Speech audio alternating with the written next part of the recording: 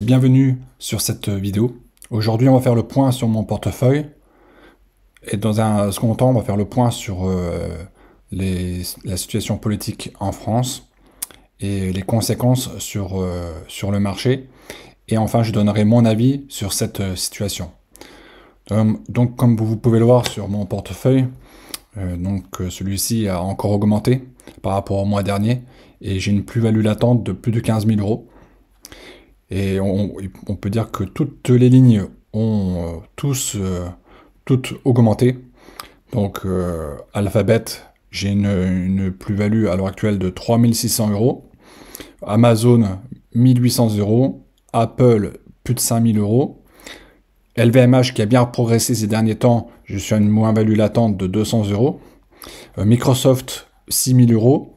Pfizer, 63 euros.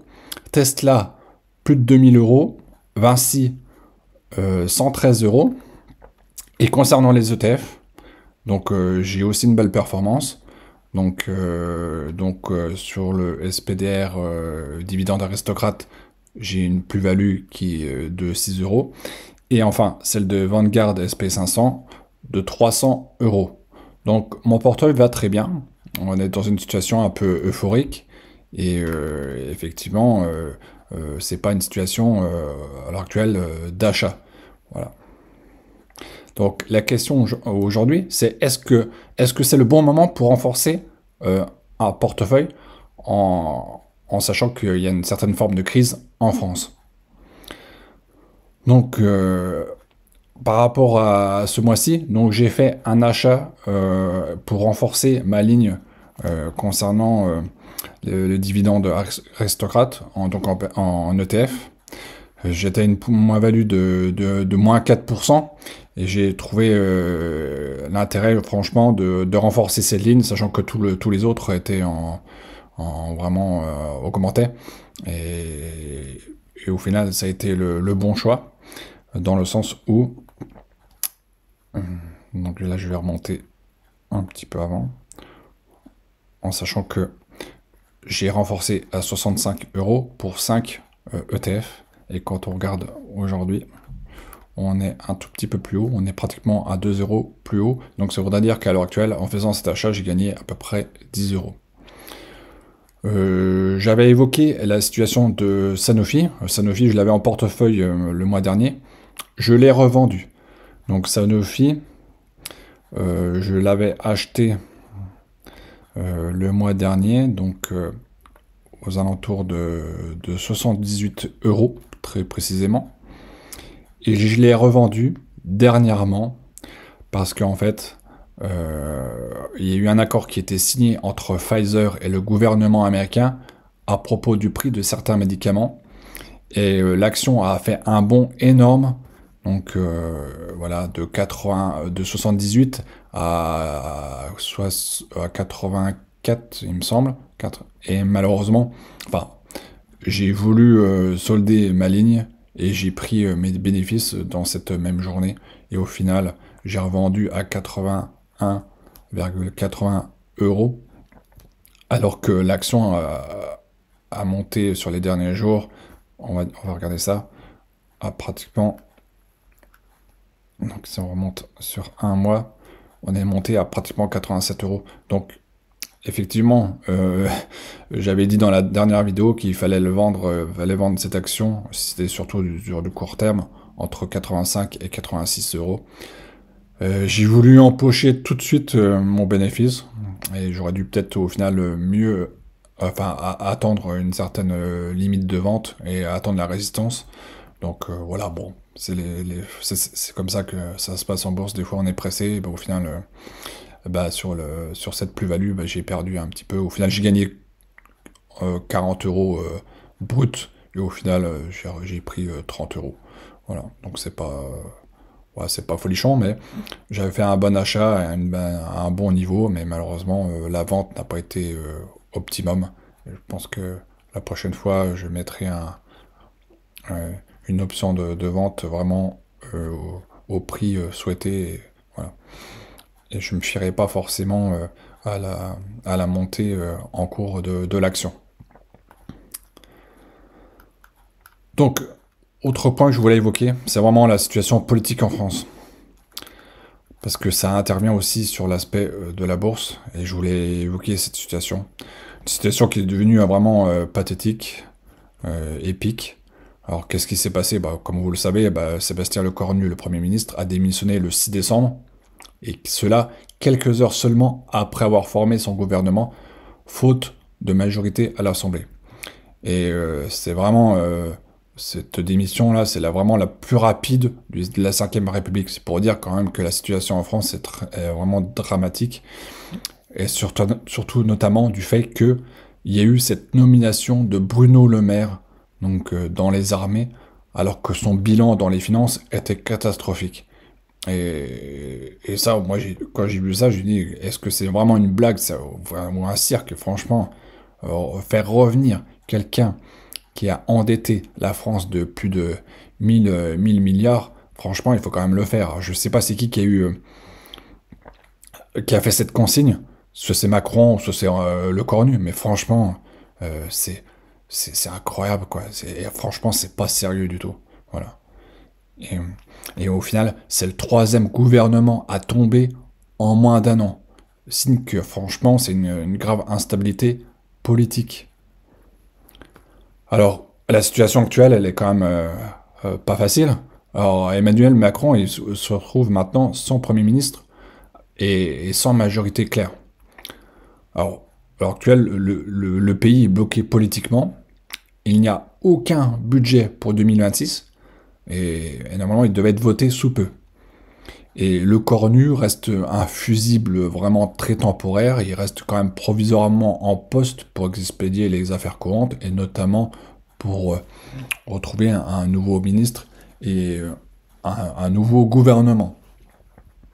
Alors, les options qui sont possibles, bon, a priori, ce serait nommer un Premier ministre qui serait capable de rassembler une coalition. Donc une coalition de droite jusqu'au PS. Deuxième point qui est moindre, c'est de dissoudre l'Assemblée nationale pour organiser de nouvelles élections. Mais je pense que certains députés sont tellement déprimés de l'idée de perdre leur poste que ça se fera pas. Et enfin, laisser un gouvernement provisoire pour gérer le budget en urgence. Mais bon, ça je pense pas non plus. Alors quels sont les enjeux majeurs concernant cette situation? Forcément, c'est un risque de crise budgétaire si le budget n'est pas voté à temps. Et il y a une certaine forme de pression politique sur Macron, certains appelant à sa démission. Et je pense que la plupart des Français sont conformes à cela. Je veux dire, maintenant, il traîne un boulet depuis 1 an et demi. Il est vraiment grand temps que Emmanuel Macron prend acte de de la volonté du peuple, parce que je pense pas qu'on va faire des grandes choses tant qu'il sera là. Et troisième point, c'est la montée du Rassemblement national qui réclame, quant à eux, de nouvelles élections.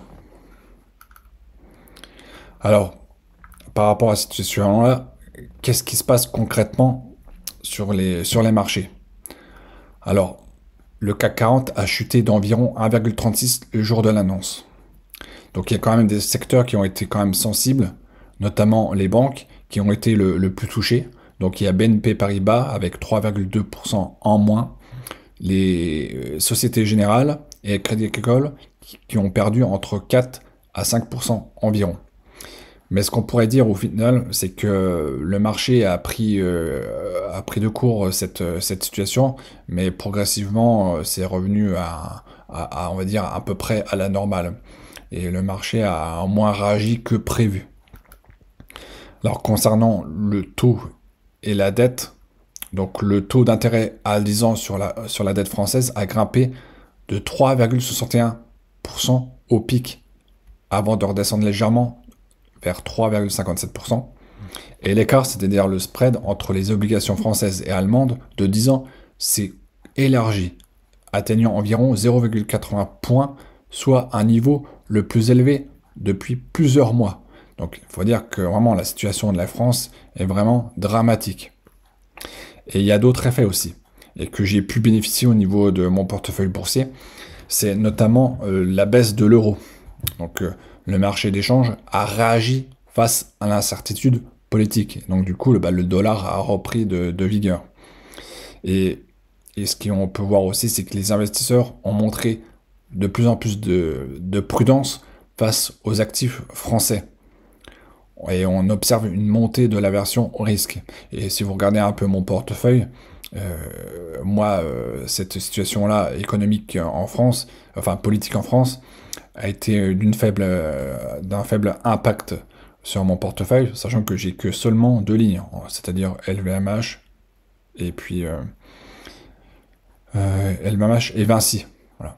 Donc j'ai perdu à peine 40 euros sur les deux, mais tout le reste par rapport au dollar-euro, mon portefeuille a vraiment progressé. C'est ça qui a fait progresser aussi mon portefeuille, en plus de la montée des actions US.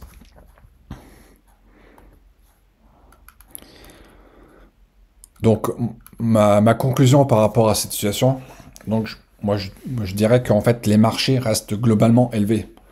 Donc malgré la légère baisse du CAC 40, et bah, au final le CAC 40 il est vraiment dans une situation vraiment un peu inédite, parce qu'au final plus la situation est dramatique en France, plus le CAC 40 est élevé. Et quand on regarde le graphique là, on voit très bien bah, que le CAC 40 est dans les plus hauts.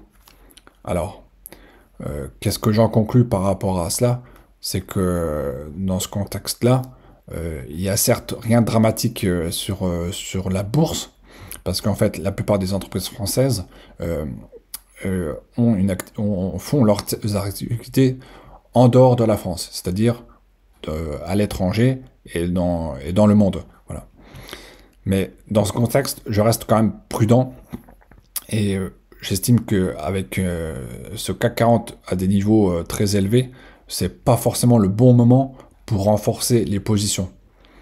Donc, et surtout les positions françaises, qui restent pour moi, selon moi, vraiment très bien valorisées et qui peuvent être aussi quand même vulnérables à l'instabilité politique actuelle. Et quand on regarde les actions à l'actuel, on voit quand même que la plupart des actions sur le range minimum et max sont plus orientées sur la partie max. Voilà. Et il y a quand même quelques actions qui sont au minima, mais ça reste des actions comme Worldline, Téléperformance, Pernod Ricard, Edenred, Capgemini. Donc c'est des sociétés qui sont en difficulté depuis un certain temps. Voilà. Et après, si on veut retrouver quelque chose, une société un peu plus notable et plus crédible, il y a Hermès qui a 2100 euros. Voilà. Mais à l'heure actuelle, moi je trouve que le CAC 40 n'offre pas vraiment des perspectives pour acheter des actions. Et on est plutôt dans l'attentisme. Alors, au final, je préfère conserver mes liquidités.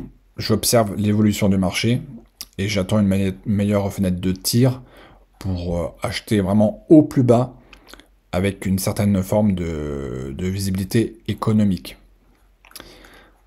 Donc en résumé, les marchés sont hauts, mais les risques sont quand même bien présents. Donc je ne vais pas faire d'achat impulsif, pas de renforcement. Et je prône surtout à l'heure actuelle de la patience et de la discipline avant tout. Alors n'hésitez pas à me faire savoir vos intentions par rapport à cette situation inédite en France. Est-ce que vous avez quand même renforcé certaines positions sur le mois? Et est-ce que vous êtes plutôt orienté vers le marché US? Et si vous êtes orienté sur le marché US, est-ce que vous avez fait des achats sur le SP500 notamment? Voilà. Je vous remercie d'avoir regardé cette vidéo.